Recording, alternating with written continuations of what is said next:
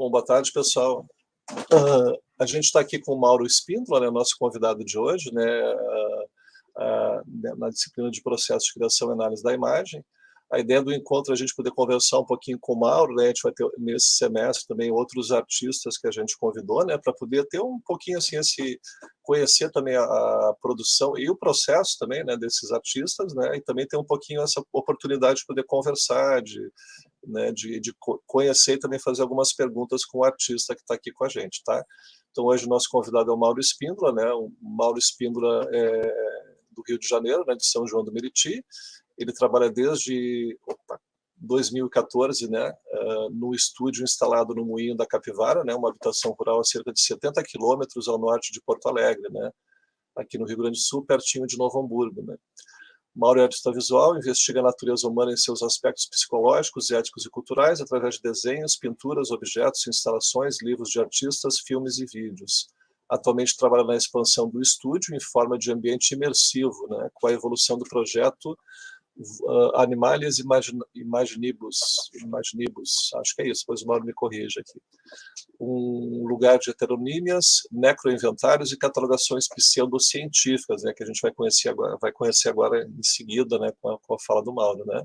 O Mauro também é um dos fundadores da Galeria Durex, né, Arte Contemporânea no Rio de Janeiro, né, onde ele trabalhou entre 2013 e 2011, atua na plataforma audiovisual Base Filme, né, e é co-editor de Moinho Edições Limitadas, né.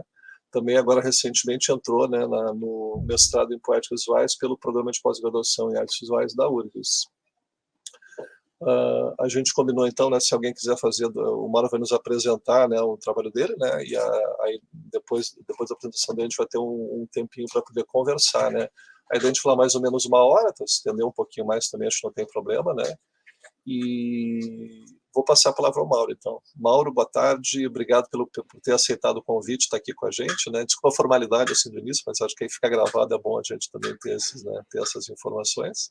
E te passo a palavra, né? Contente também, né? Prazer estar te recebendo, assim, o Mauro, além de ser, né, um artista e a gente conviver assim também, né, no mesmo grupo, assim, também é um amigo querido, né? Que a gente se conhece também, acho que desde 2007, 2008, né, Mauro? Acho que por aí, né? Então, tá, te passo a palavra, Mauro. Obrigado, Marcelo, professor Marcelo, querido Gobato, te agradecer por esse convite, né? Como sempre, muito generoso. Assim nos conhecemos, né? Em 2007, para ser preciso, em dezembro, quando tu abriste as portas do teu estúdio para acolher uma fala do curador Miguel Petkovski, um curador angolano que muito querido nosso também, e que, por sua vez, tinha me convidado para conversar um pouco naquela ocasião sobre um festival de vídeo que nós tínhamos feito a curadoria e toda a produção no E-Futuro, no Rio de Janeiro, né? Então, assim nos conhecemos, assim continuamos fazendo nossas parcerias. Aqui fica o meu agradecimento por tua generosidade, por sempre muito afetuosa, né? Eu estou muito contente de estar aqui conversando com essa turma. Já de antemão, já me coloco disponível para voltar quantas vezes me convidarem, eu voltarei feliz. Agora eu vou tomar algumas... Obrigado. Eu vou tomar algumas surrinhas aqui para compartilhar a imagem, né? Aqui na barra inferior tem os botões, um deles aqui é alternar compartilhamento de tela. Provavelmente é este. Isso, né? Isso, esse aí mesmo. Tá, então vamos lá. Vamos compartilhar. Tela cheia. Ah, sim, e aí parece que quando eu colocar a tela cheia, eu não vou ver mais vocês, né? Então, fiquem à vontade, microfones abertos para me interromper quando quiserem, porque eu não vou ver nenhum sinal, não é isso? Nenhum sinal, assim, de imagem. Isso. Aparece total, mas aí eu comento alguma coisa aqui, qualquer coisa. Tá bom. Então, vamos lá. Eu acho que eu estou conseguindo... Conseguem ver aí o título? Tá ok, mas tu pode clicar só naquele embaixo, na barrinha tem o ocultar, aí tira essa barrinha de baixo, né? Isso. Foi. Tá. Feito. Muito bem, então nós temos esse tema aqui, né, para para compartilhar hoje, que se chama Animalis Imaginibus. Esse é o título de um projeto, e o subtítulo seria Biogravuras, Contracampos e Códices, de Emanuel Laerter. Esses termos, nós vamos passar por eles, e já adiantando que Emanuel Laerter é um heterônimo que trata desse projeto. Como o Goba colocou aí nessa breve apresentação, nós estamos neste local aqui, chamado Moinho da Capivara, por nós, né? Esse lugar foi batizado assim em função das capivaras que já existiram aqui ao redor e foram tristemente dizimadas, evaporaram daqui pela ação humana. Estamos resgatando o nome, que já foi, inclusive, o nome da região. Essa foto aí é de 14 de março de 2014. Ela é um flagrante do nosso momento de chegada. Temos aqui na sequência uma outra foto do mesmo plano de janeiro de 2018, 4 anos depois, quando já tínhamos saído de uma situação assim de ruína absoluta, né? A natureza havia naquele primeiro momento tomado conta de tudo, com trepadeiras e tal. Conseguimos fazer uma limpeza bastante cuidadosa, porque temos muito respeito pela natureza e pela ruína também. Então, aqui nós já temos uma foto bem recente, bem mais atual, do estado do moinho, né? O que é o moinho, gente? O moinho é esse prédio aqui que está em primeiro plano. Ele é construído pelas nossas pesquisas em meados do século XIX, 1800 e provavelmente 50 e poucos, porque nós temos um documento de compra e venda dessa colônia, né? Nós estamos num lugar aqui que era dividido inicialmente, foi dividido pelo Império para colonos alemães em 48 colônias. Esse lugar se chamava originalmente Picada dos 48, ou Picada 48. Então, aqui é a Picada 40, aqui é a colônia 43, aonde encontramos a escritura que dizia assim: Henrique Pedro Bauermann vende para esqueci o primeiro nome, mas alguma coisa Bloss, né? Parte da sua colônia com servidão de passagem para o seu moinho, ou seja, havia um moinho nessa colônia 43 e mais até hoje não encontramos nenhum sinal, nenhuma ruína, nenhuma evidência, nenhum relato de outro moinho aqui ao redor. Então, provavelmente é esse. Inclusive, nós temos uma outra escritura de 1921, 22, que fala do moinho, né, descreve o moinho em péssimo estado de conservação, o que quer dizer que ele já era bem velho em 1922. Então, esse prédio, a gente está fazendo um esforço, né, de escoramento, de troca de esteios, que são essas colunas, tentando ser o mais original possível, sem perder suas características, trabalhando na contenção da sua fundação e aos poucos, instalando nele uma série de questões ligadas aos nossos desejos, né? Desde estúdio a um cineminha que a gente quer criar aí, voltado mais para as escolas aqui do município, também a nossa editora, em edições limitadas, e assim por diante. Eu não quero me prender muito nisso para não escapar do tema principal. Mas aqui atrás, essa casinha, eu estou falando aqui por trás dessa janela, é onde nós temos também parte do estúdio, dormitório e tal. Aqui é uma parte da casa que é a cozinha. Então, aqui estamos instalados. E nesse lugar aconteceram as primeiras coletas, logo nos tempos de limpeza, né, nos tempos de remoção de parte da mata que tomava conta de tudo. Nós fomos encontrando alguns animais, alguns insetos mortos, e eu fui muito tocado por isso. Comecei a fazer uma coleta, né, de umas borboletas, mariposas, cigarras, insetos, numa caixa de papelão. Essa imagem é da caixa que permaneceu durante 3 anos acolhendo esses corpos. E fui fazendo também uma coleta de pequenos animais, algumas aranhas, batráquios, colocando, sempre encontrados mortos, tá, gente? Nesse projeto, nenhum animal é molestado. Então, esses animais que vão sendo encontrados, eles vão sendo colocados aí nesse ambiente úmido. A ideia inicial foi colocar eles conservados em álcool a 70%, sem nenhuma pesquisa mais aprofundada sobre como conservar animais e tal, porque eu não estava vendo até então nada que não fosse uma certa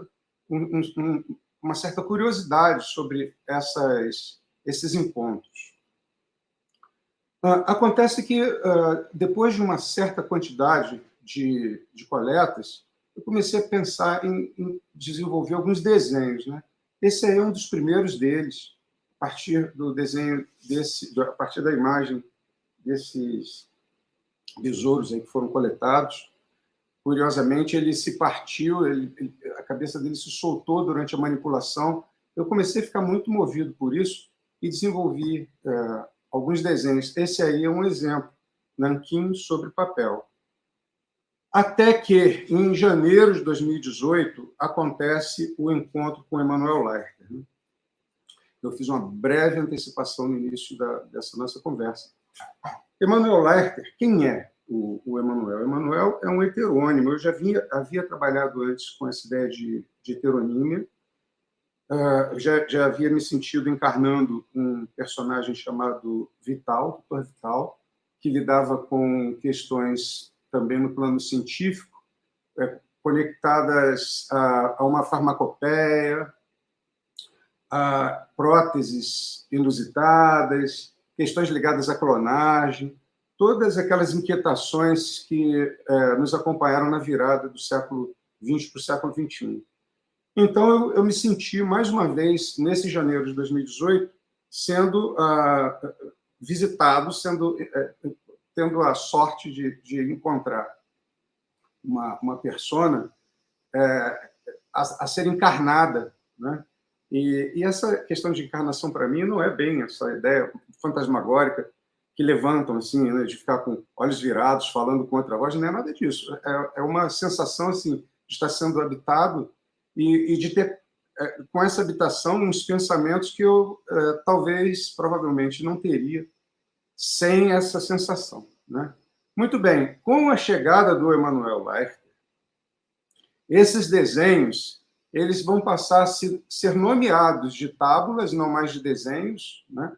Esse aí, no caso, vai ser a tábula 6, e vão surgir essas nomenclaturas muito conectadas, muito parecidas com esse universo simbólico, científico, né, de ilustrações científicas, onde essas nomenclaturas estão sempre presentes.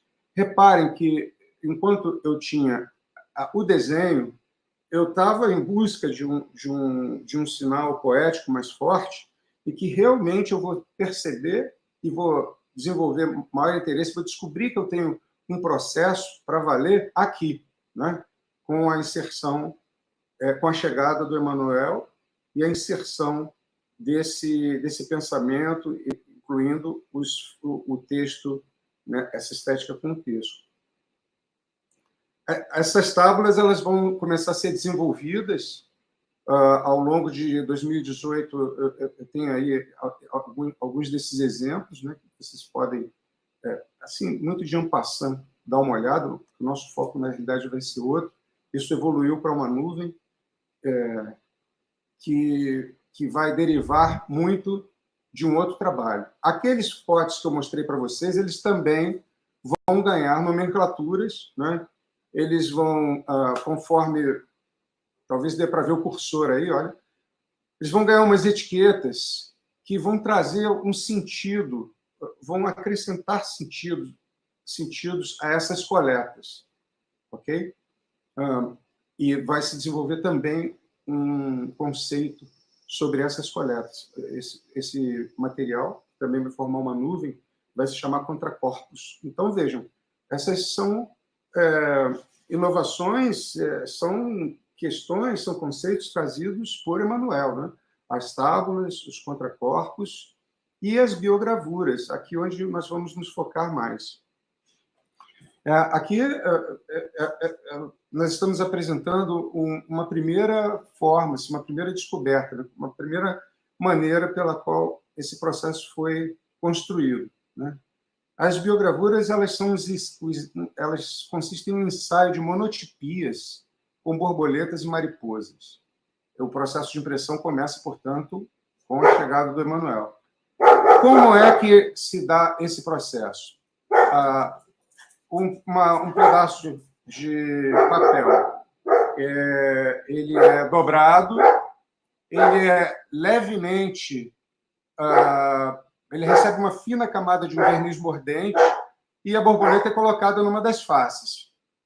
Fechada essa dobra, acontece uma frotagem, desfeita a dobra, nós temos a transferência da quitina, que é uma espécie de um pigmento, são micro-organismos desses lepidópteros, dessas borboletas, que ficam presos ao verniz no papel.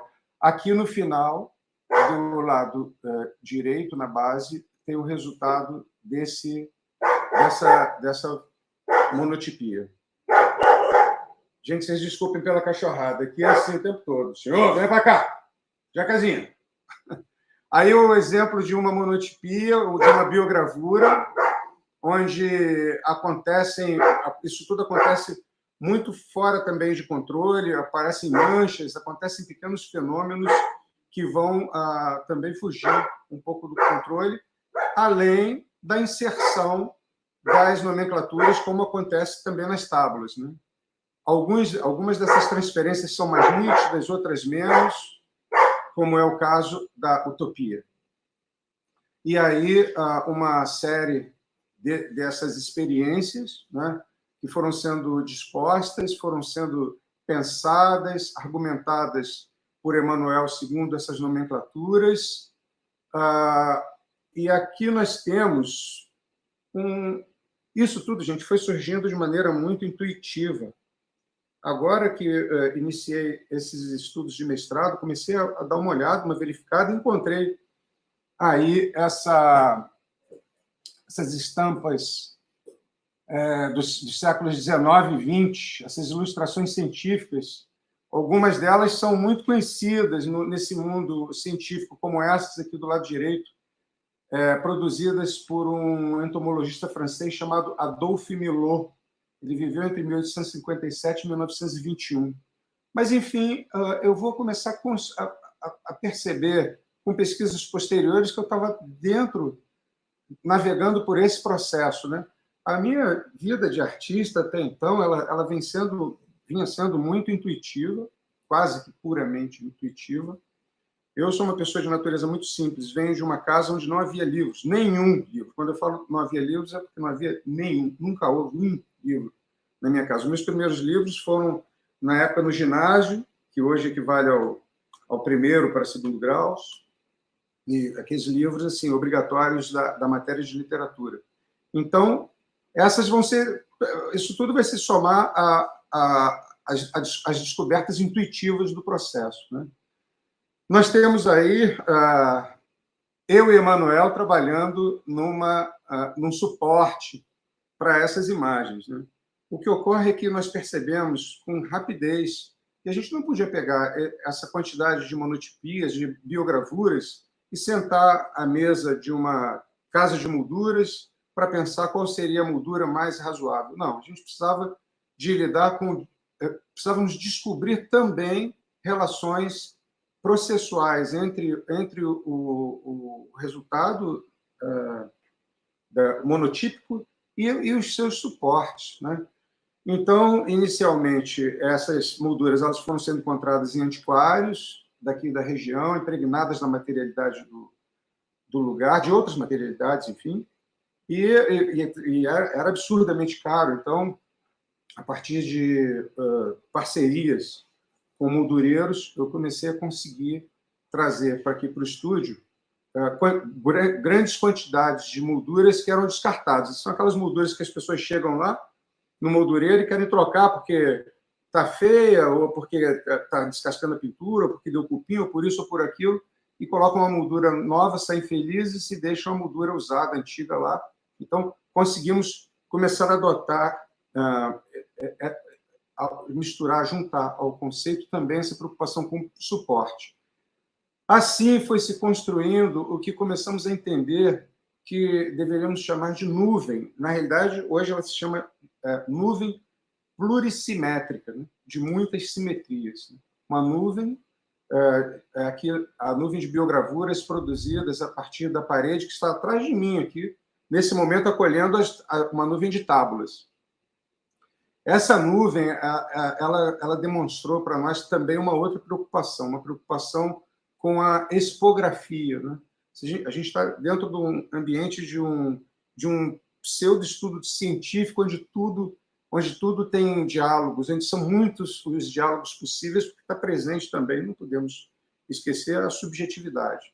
Então, acabou que foi surgindo, meio que naturalmente, numa descoberta que adoramos fazer, um eixo vertical aqui, nesse centro, né? A partir desse eixo, uma certa simetria bilateral que foi gerando composições que incluía diálogos, espelhamentos entre essas imagens.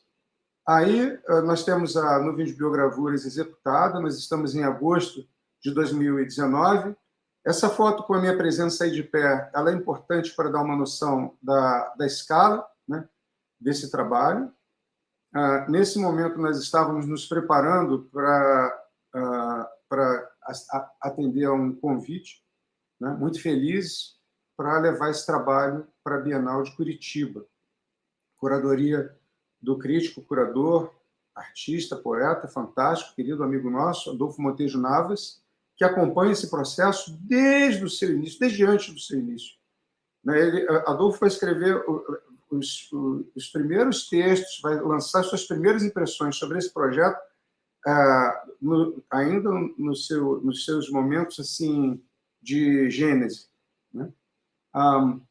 Então, nós trouxe aqui para vocês verem o processo de gabarito para a remontagem desse trabalho, uma vez, né, que já coloquei, o quanto ele foi elaborado expograficamente, né,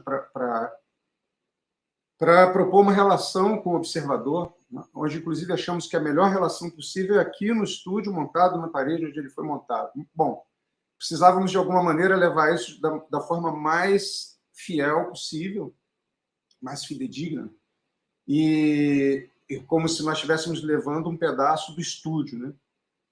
Por isso, também acho que eu estou sendo apresentado aí pelo nosso querido Gobato como uma pessoa, um artista que está pensando em expansões do estúdio, também como um lugar para compartilhar o trabalho com o observador a partir dessa necessidade de mostrar o lugar de nascimento do trabalho, o lugar onde ele se comunica, a partir também da atmosfera do lugar, da materialidade daqui.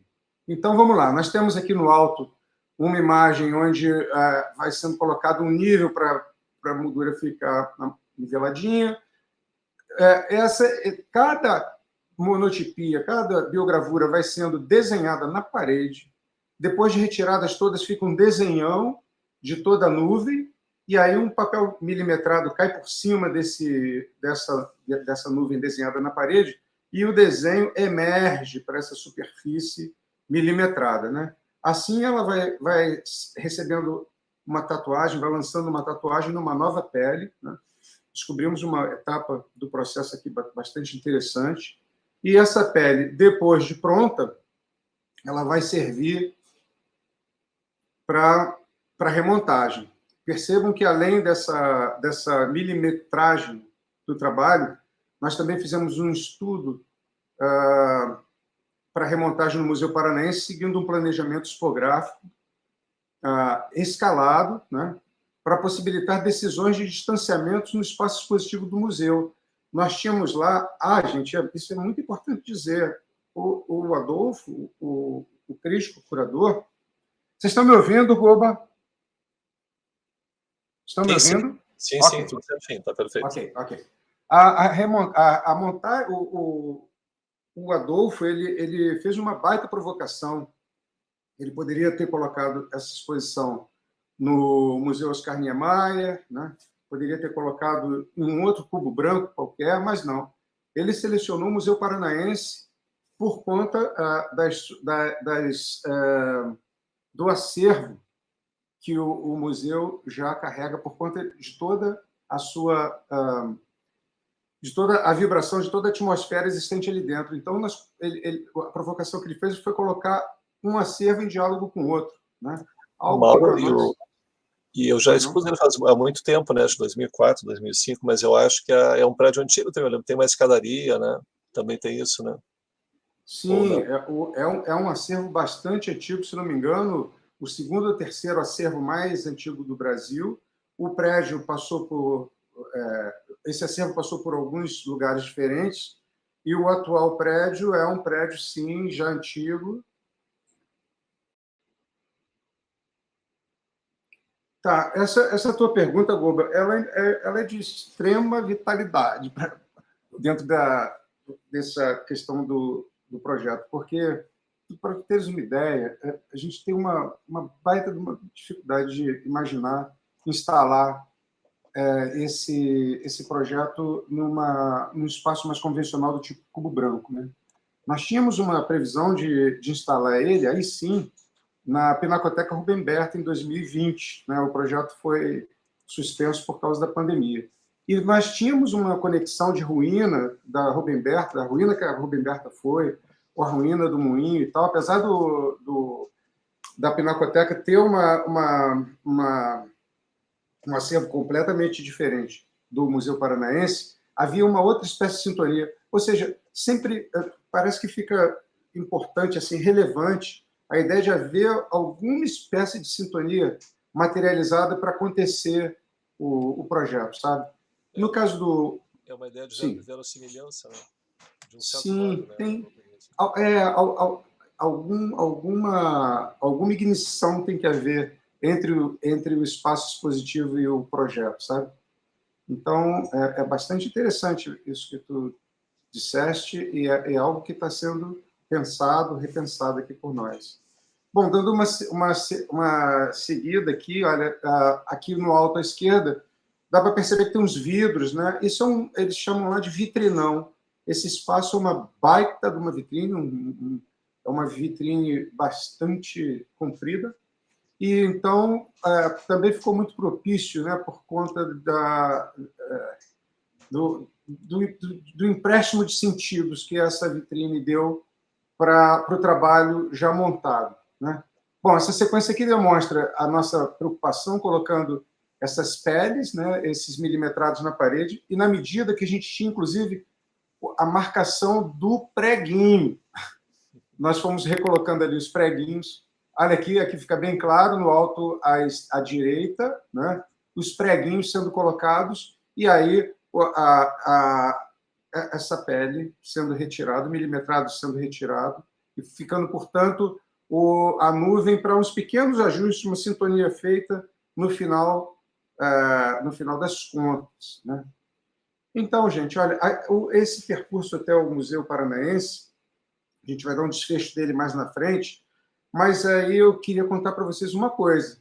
O que é feito do corpo desses lepidópteros, dessas borboletas, dessas mariposas? O que é feito? Inicialmente, uma primeira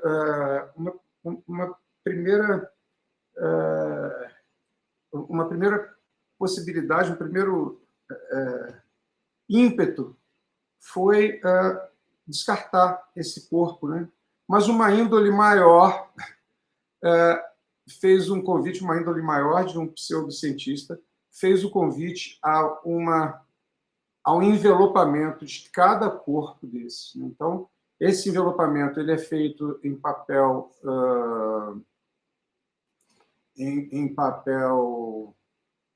Como é que é o nome desse papel, gente? Papel de seda. O nome, a nomenclatura é mais ou menos colocada aqui, o seu número, E esse papel de seda e esses envelopes, eles vão trazer um novo conceito de trabalho chamado contracampos, que tem um diálogo direto, inclusive, com a pesquisa da Camila, que é minha companheira, atualmente está em fase de conclusão do doutorado dela, na URGS. Ela tem um projeto chamado Campo e Contracampo da Experiência, onde, de maneira muito ligeira, o campo é o trabalho artístico terminado, que fica diante do observador, e o contracampo, todo o processo que é muito menos visível, muitas vezes invisível, né, para aquele trabalho estar ali. Então, são as camadas que estão ocultas sobre o projeto. Em conversas nossas aqui, eu percebi que que poderíamos nos apropriar um pouco, em parte, desse pensamento, para trazer esses corpos que emprestaram sua matéria, que emprestaram suas microescamas, que emprestaram sua pigmentação para as monotipias. E, assim,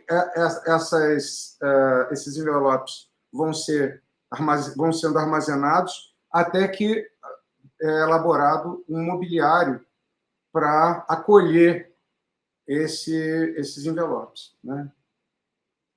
Nesse caso, esse mobiliário foi bastante simples de encontrar em visitas a Unicinos, ao Instituto Anchietano, fazendo pesquisas sobre outras questões, sobre povos originários que ocuparam aqui a região e tal. Nós fomos conversar lá com o arqueólogo Schmidt, Pedro Schmidt, um senhor já de mais de 90 anos, e ele nos abriu o acervo e tal, e nos mostrou esse mobiliário que ele tem lá. São várias mesas, que são umas carteiras antigas de escola, onde ele transformou em vitrines, e eu achei fantástico isso. Achei que era uma baita de uma inspiração para acolher esses contracampos.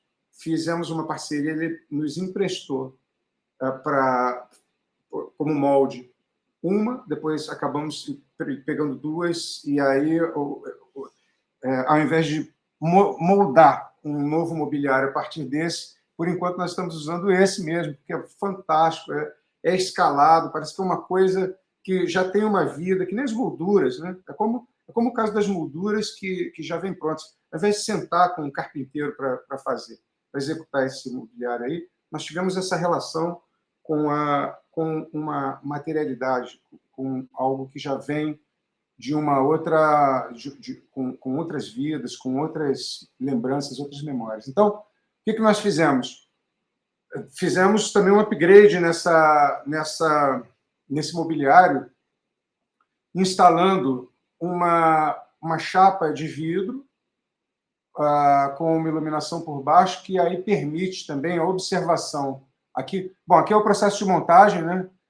Estão sendo colocados aí os corpos, os contracampos, né? E, no final das contas, nós temos aqui, abaixo à direita, uma noção de uma nova nuvem formada por esses corpos. Uma artista querida esteve aqui no ateliê, olhou isso e falou: caramba, elas continuam sendo atraídas pela luz, né? Achei lindamente poético essa interlocução. Muito bem, passamos, então, portanto, pelas biogravuras, passamos pelos contracampos, chegamos aos códex, ou códices. Codex Papiliones Imagínibus, biogravura volume 1. Esse volume 1 foi desenvolvido em 2018 por Moinha Edições Limitadas, que é a nossa editora. É um livro de artista, é um livro que é praticamente uma espécie de um pseudo-catálogo dessas biogravuras. É uma tiragem bem pequenininha, uma tiragem de 12 peças apenas. Fizemos uma segunda edição para lançamento na Bienal de Curitiba.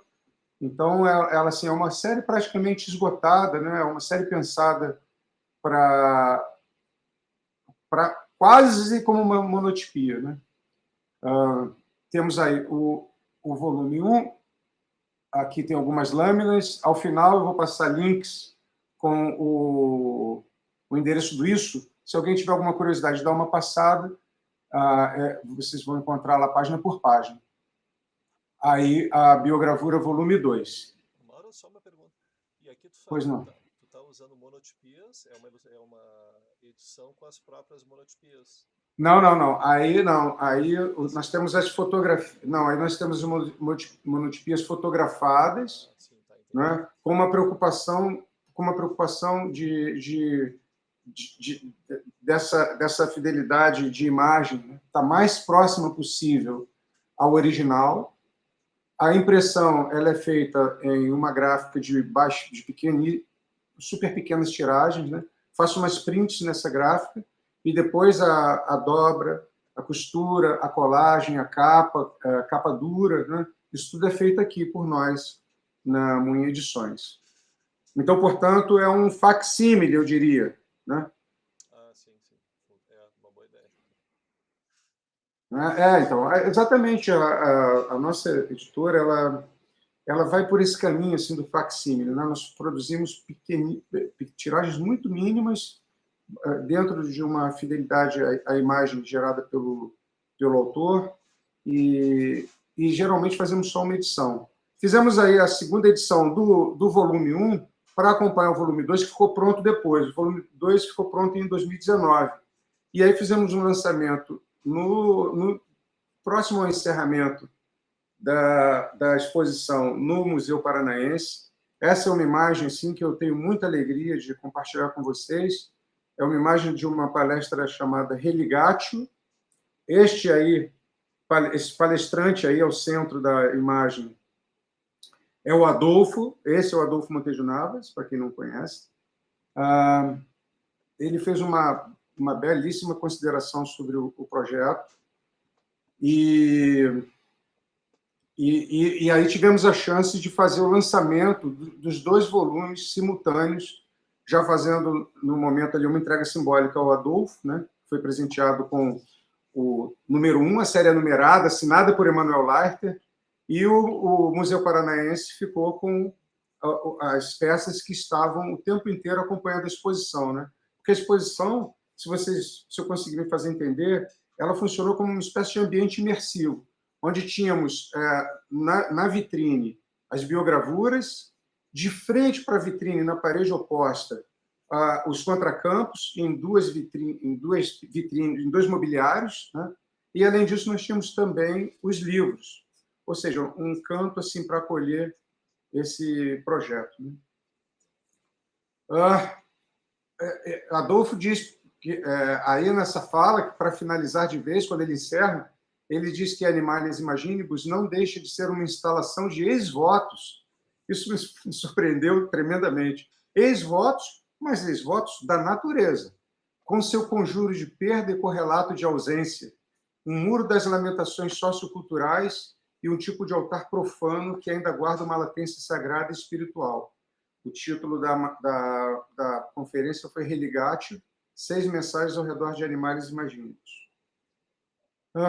Assim chegamos ao final dessa conversa. Só queria dizer que, além de estar aberto agora para umas trocas, esse título, Animales Imaginibus, biogravura, contracampos e códices de Emanuel Leiter, com essas palavras-chave, né, biogravura, monotipias com borboletas, heteronímia, contracampos, livro de artista, são o tema e as palavras-chave da minha pesquisa atual na URGS.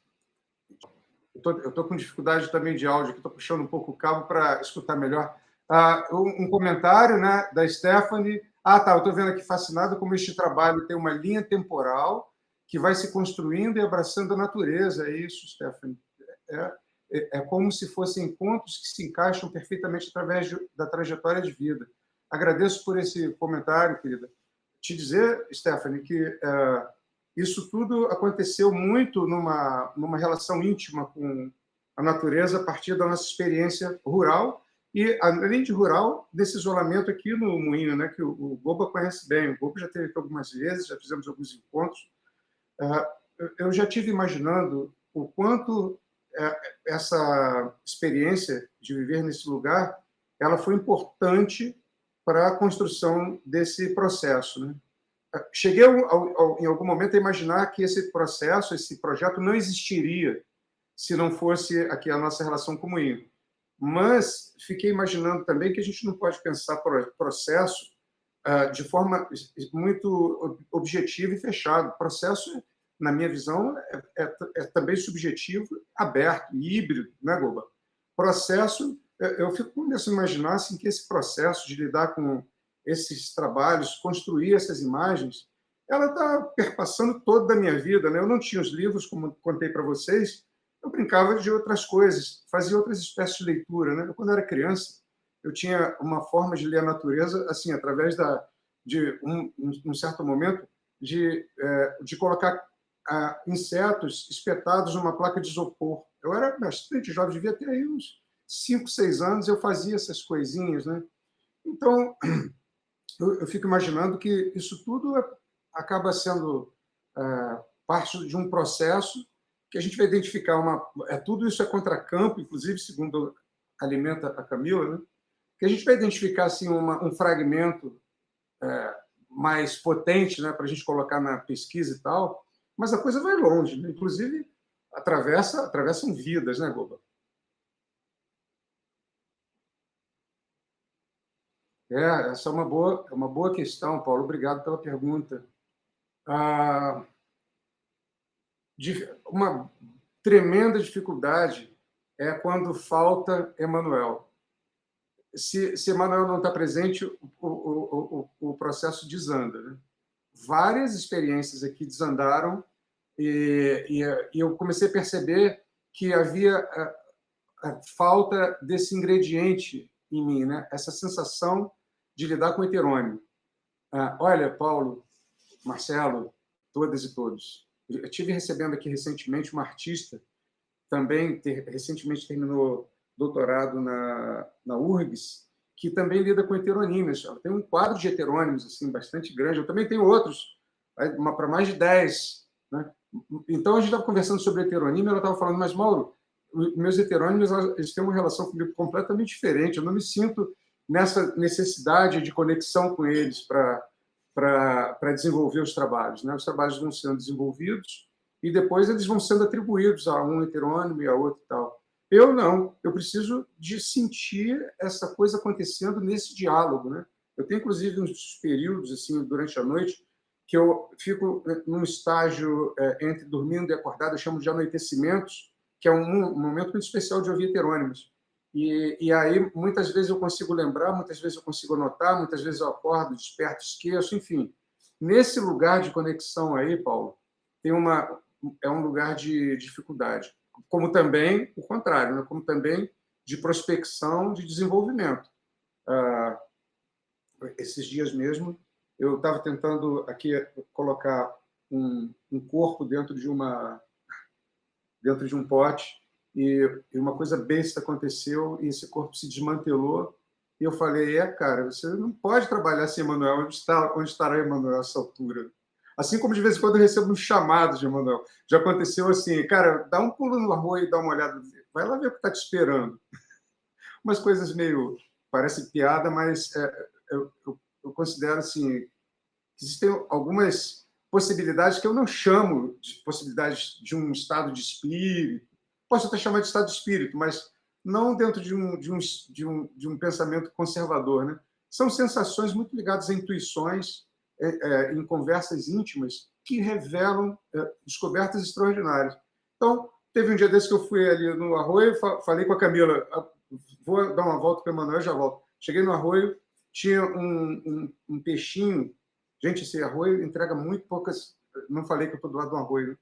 Estou do lado de um arroio. Esse arroio entrega muito poucos animais ao longo de todo esse tempo, é um arroio limpo. E aí tinha lá um lambarizinho. E aí eu olhei para o lambari e comecei a pensar numa série de terminologias e tal, de nomenclaturas. Quando eu virei o lambari, ele tinha um olho do lado que eu estava vendo, mas do outro ele não tinha. E aí Emanuel conclui dizendo que, você está vendo esse cíclope, né? Então tivemos a nomenclatura do ciclopsis extraída desses encontros. Isso não é toda hora. Então, às vezes eu fico na carência de acontecer uma prospecção, uma descoberta e tal, e as coisas não acontecem. A outra pergunta do Felipe é, além da questão da organização para a exposição, que realmente é uma questão tremenda. E eu ainda acrescentaria, Paulo, que não só ela é complicada nas itinerâncias, né? Ou seja, ao levar do Moinho da Capivara, desse lugar, onde a gente imagina um pouco a ideia de um museu utópico, né? Levar daqui para fora, como também é difícil organizar aqui dentro. Agora, por exemplo, aqui atrás, né, como vocês podem ver, eu tinha falado que nós temos as tábulas, né? Ela está praticamente pronta, essa nuvem, e aí eu estou sem espaço para as biogravuras. Por outro lado, eu tenho o desenho, vocês lembram que eu tenho o desenho das biogravuras por trás, o que me proporciona uma série de diálogos já dessa nuvem com a anterior, né? Então, são planos que se abrem, trazendo uma infinidade de perguntas, né? As dificuldades, elas também ajudam a trazer novas perguntas, e isso eu acho bastante empolgante. Oba, essa é uma excelente interlocução, uma baita contribuição tua, porque imaginem só, né? Eu, quando cheguei aqui, eu tinha outro projeto em andamento.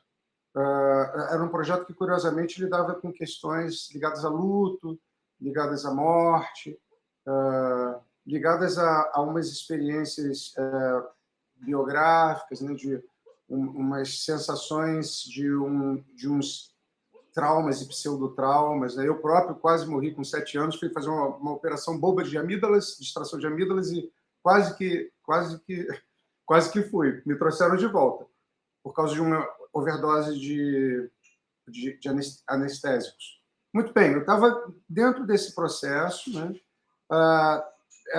Foi um processo que está lá no site. Eu compartilhei, viu, gente? Vários links. O primeiro deles é o meu site. Então, eu estava dentro desse processo, me sentindo num lugar também já de estagnação, de saturação, né? Meus projetos costumam levar 2, 3 anos. Então, quando geralmente vai acontecendo uma saturação em um processo, começa a nascer desse processo um outro, como é mais ou menos assim que ocorre comigo. E eu estava fazendo essas coletas aqui sem nenhuma pretensão, né? Isso para mim não era trabalho. Quando eu comecei a fazer os desenhos eu estava fazendo dentro numa perspectiva também de achar interessante, tal, mas eu não estava vendo ali uma pulsão poética que me fizesse pensar que eu tinha um trabalho em andamento, né? Com a chegada do Emanuel, isso ficou finalmente nítido. Mas aí eu fui perceber, caramba, o Emanuel chega em 2018, né? Em janeiro de 2018. Isso tudo começa em 2014, são quase 4 anos de um processo subcutâneo, né? Uma coisa acontecendo debaixo das peles, debaixo do pensamento, acobertado por tantas outras coisas que poderia não ter sido percebido, né? Isso que o Marcelo diz é importante, pessoal. Eu acho que nós aqui pensarmos juntos, porque quantas pulsões, né, nós temos debaixo das nossas unhas, debaixo no nosso âmago, e que às vezes são difíceis de perceber, né? Ter, em primeiro lugar, percepção dessas inquietações é fundamental, né? E o que não garante nenhum sucesso, porque depois a gente tem que saber o que fazer com isso. Então, é muito bem colocado, Guba, o teu comentário. Obrigado. Eu comentei sobre essa ideia de que o processo é sempre contínuo, que às vezes a gente não está, né? Tem tomado ser uma vida, assim, né? Mais do que o produto final, né? Mas a Maria Isabela comentou ali, tem duas perguntas, duas colocações, uma da Maria Isabela, né? Ela pergunta se tem algum ritual para te conectar com o Emanuel Lester, né? Tá, ela faz algumas perguntas, né? Ela pergunta se existe algum ritual, se é assim livre que ele aparece e vai quando quer, assim como você falou que precisava dele e às vezes não aparece. Não sei. Então, Maria, eu não consigo ter controle sobre essa. Eu preciso dele, ele precisa de mim, mas nós não conseguimos nos controlar, né? Eu não sei precisar, quantas vezes ele precisa de mim e eu não estou presente. Assim como aí eu talvez possa precisar melhor, quantas vezes eu preciso dele e eu não consigo encontrar, né? Não existe nenhum artifício, né? E eu acho bom que seja assim, né? Já o Paulo Felipe, mais uma vez, querido, obrigado por mais uma. Agradeço a Maria, agradeço ao Felipe, que faz uma pergunta sobre qual o futuro que tu esperas para o teu projeto. Essa é uma pergunta maravilhosa, Paulo. Muito obrigado. Olha, Animales Imagínibus é parte de um projeto maior, mais ousado, onde existe uma conexão com os antigos gabinetes de curiosidades, com os atlas espalhados pelo mundo. Enfim, é uma tentativa de compartilhar um universo. Nesse caso aqui, o universo a partir da leitura produzida deste lugar como um observatório, né? Então, Animales, né, a gente está aí no reino animal, porém, já vem se encaminhando uma série de outros projetos. Um deles é o Vegetalis Imaginibus, né? Ele vem assinado pelo Benedictus, o Benedictus Dionísios. Benedictus Dionísios é um heterônimo voltado para esse mundo vegetal. Encontrar esses nomes também não é fácil, né? Acontecem coisas nesse processo. Uma das coisas que aconteceu foi eu começar a me perguntar, caramba, eu só vou ter heterônimos homens, né? Isso já tem um tempo. E veio uma resposta, assim, com alguns nomes, né? Um deles é a Manuela Salinas, que é uma mineróloga. Então, portanto, tem também um reino mineral que vai ser abordado pela Manuela Salinas, né? Essas relações, para vocês terem uma ideia da loucura que é isso, né? Talvez vocês já tenham ouvido falar, provavelmente, nos heterônimos de Fernando Pessoa, que eram para mais de centena, né? Tem uns que são mais comuns, mas são muitos. É um conciliábulo, eu costumo dizer, é uma reunião, é um concílio de vozes, né, que ficam mudas por um tempão e, de repente, vem uma, vem outra, vem várias, né? E para vocês terem uma ideia, eu estava aqui há algum tempo remando com o Hermeto Trovatelli. O Hermeto Trovatelli é o cara que lida com o Humanis Imaginibus. Percebam que tem sempre o mesmo sobrenome, Imaginibus, né? Que quer dizer mais ou menos imagens de, né? ou também o imaginário de. Então, o Humanis Imaginibus seria um campo do conhecimento de Hermeto Trovatelli. E eu estava insistindo antes com um outro nome, e ele me aparece no anoitecimento dizendo assim, porque ele veio no anoitecimento, o nome Hermeto Trovatelli. Inclusive, Trovatelli é um nome que vem do italiano, que vem do trouver, do encontrado, né? Que era um nome muito usado para bastardos. Eu também tenho, inclusive, uma história de bastardo. Bom, então, me identifico total com bastardos. E aí o Hermeto Trovatelli vem e fala, agora tu entendeste que, além de ser bastardo, eu também pareço contigo, porque eu também tenho outros heterônimos. Então, estamos falando, gente, de um heterônimo que tem heterônimos. Os nomes que eu estava encontrando para atribuir a ele eram heterônimos dele, segundo ele. Essa confusão toda é adorável. Me deixa, às vezes, um pouco enlouquecido, assim, com os olhos meio anuviados, mas é bastante me alimenta imensamente. Portanto, Paulo, são vários. O futuro envolve uma coleção de heterônimos, né, que vão elaborar, após o Animales Imagínibus, vem o Vegetales Imagínibus, Minerales, o Humanis, né? Nós temos os Siderales. Percebam que tem essa questão do ponto de observação, né, daqui. Portanto, o Siderales Imagínibus é a partir de uma abóbada celestial situada a partir deste observatório, né? Mauro, eu fiquei pensando uma palavrinha que eu não sei se encaixa com o estudo, que é a fabulação, né? Totalmente. Tem a ver com a imaginação, mas é um pouquinho essa ideia de uma fabulação também, né? Que é uma sim. palavra interessante. Sim, A gente querido. pensa isso de criar esses mundos, né? Ou mundos imaginários. Sim. Né? Olha, essa é a palavra-chave fundamental, que não estava aqui. Eu estou consultando aqui no que eu acabei de mostrar para vocês, mas é uma palavra-chave que já vem sendo pensada, articulada, conversada com o orientador e tudo mais. Não, é interessante, Bela sensibilidade tua. Não, é que é interessante pensar, porque eu acho que a fabulação, eu gosto muito, que Deleuze fala muito da fabulação, né? Mas nesse sentido também que a fabulação remete para uma ideia de narrativa, de relato, né? Sim. Ou desses relatos que são fábulas, né? Sim. Fabulados, fabulosos, sei lá, mas né? Tem uma ideia Sim. de imaginação e ao mesmo tempo tu junta um pouquinho isso, né? É um mundo que não vamos dizer assim, ele é imaginário no sentido da imagem, não do trabalha com imagens que são feitas do mundo real, vamos dizer assim, né? Sim. Aspas, né? Mas ao mesmo tempo tem essa fabulação de criar toda essa a partir disso né? Que é o objetivo, né? Que não vem do nada, tu vem da tua experiência desse lugar, né? Desses insetos, né? Ou mesmo, né? Os animais vêm desse lugar, assim, mas ao mesmo tempo tu cria toda uma narrativa que vai, né? Redimensionando, né? Essa tua experiência, né? De um outro modo, né? Eu queria contar um pequeno caso. Eu sei que já estouramos o horário aí, mas eu prometo ser breve. É assim, ó. Tá, okay. Esses animais coletados, eles não são animais domésticos, né? Na sua totalidade, praticamente na sua totalidade, eles são animais selvagens, né?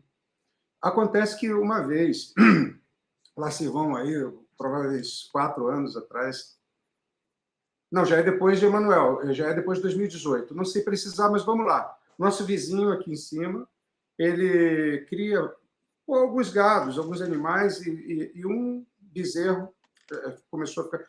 eu e a Camila não víamos mais o bezerro no meio dos outros, perguntamos para ele o que estava acontecendo, ele contou que o bezerro estava doente, não estava bem, né? Aí passamos a acompanhar, até que chegou um momento que o bezerro já não estava definitivamente mais neste mundo. E aí perguntamos para ele o que tinha acontecido, e ele falou, morreu, né?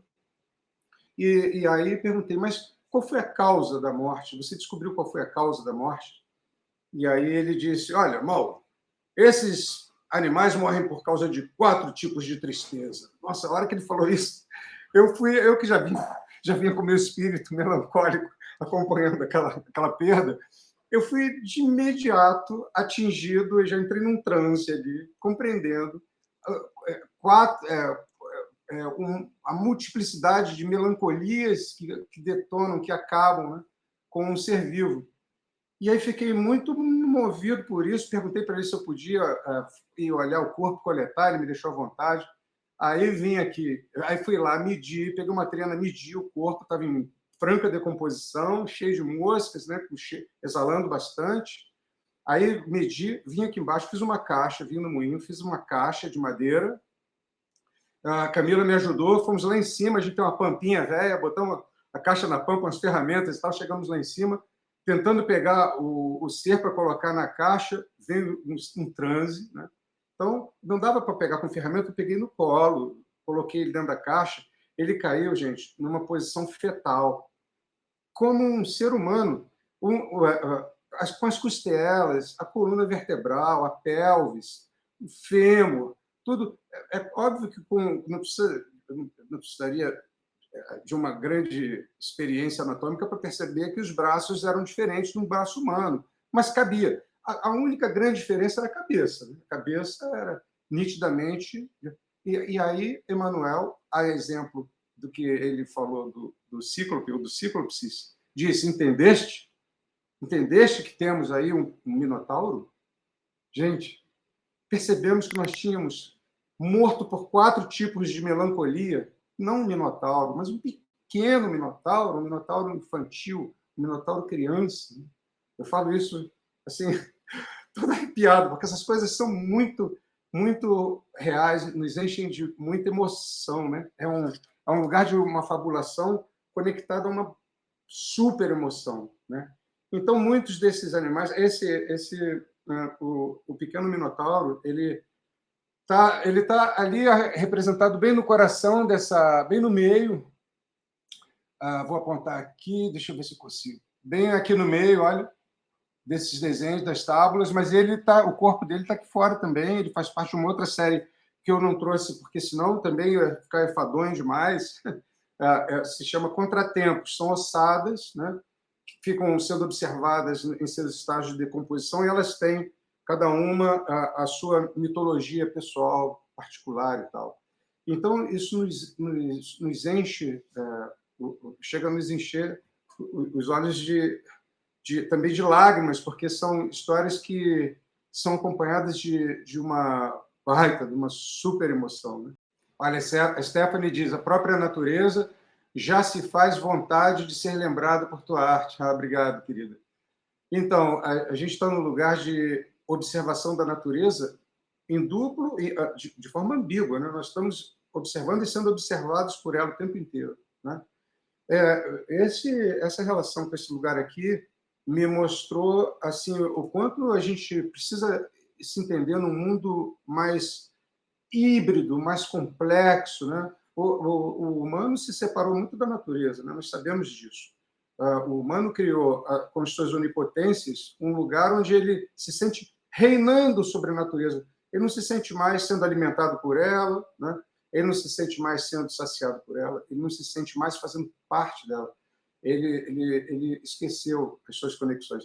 Então, aqui a gente começa a ter essas relações novamente. Olha, tem um momento em que um desses animais em decomposição, o arroio, como eu falei, passa aqui do lado. Né? Ele está descendo aqui, a gente está a 40 metros acima do nível do mar, então ele passa aqui numa descida, e aí, com isso, a gente tem uma sensação de que as coisas passam junto com esse fluxo, né? Muitas coisas. Teve um momento que eu coloquei um corpo em decomposição, um corpo de um tatu, lá no alto. E aí,